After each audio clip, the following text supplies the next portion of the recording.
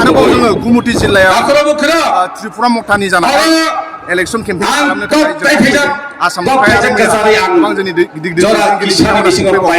दिनै गुमुथियाव महाराजा बुबाग्राखौ नेगासिनो सफैगोन जोबोद बेनो जे आसामनि मानगोनां गोबां साननाय जे गोबां साननि सिगांनिफ्रायनो त्रिपुरायाव गासै 60टा एमएलए समष्टियाव मथाया गासै समष्टियाव केन्डिडेट होदों आरो दिनै गुमुथि दसे उनाव जोंनि महाराजा बुबाग्रा आसामनि चिफ मिनिस्टार बिथाङा हेमन्त गोबां बिजेपि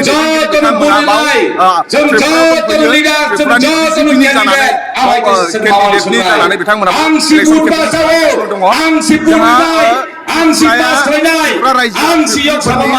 बर'फोरनि आरोबाव जोंहा मोनसे सिक्सटिकेल ट्राइबेल काउन्सिल दङ आरो बे ट्राइबेल काउन्सिलखौ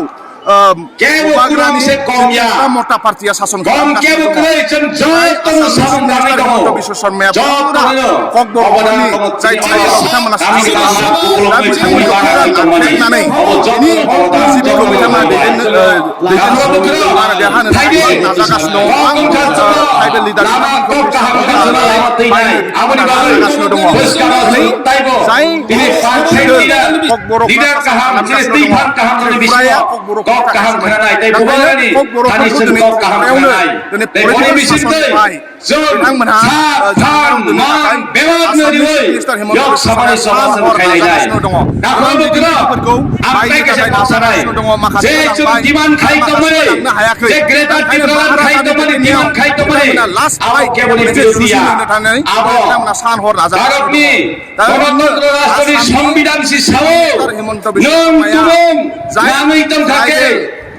काउन्सिल दङ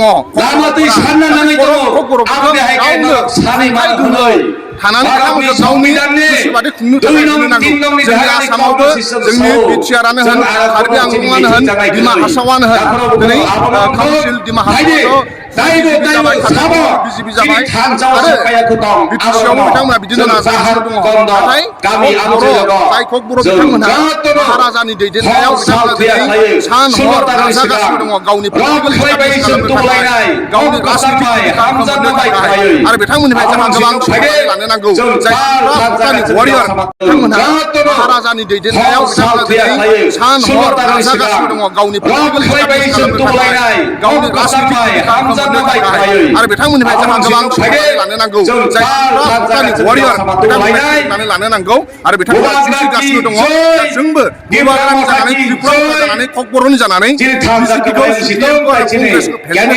जोंबो गोबां साननिफ्रायनो महाराजा बिथांमोनखौ गसंफागासिनो देरहाथों फैबाय थानाय 16 जि फेब्रुवारि इलेक्सन दङ जाहाथे बिथांमोना देरहायो बेखौनो जोंबो आसा खालामनाय थाबाय गोजोन्थों।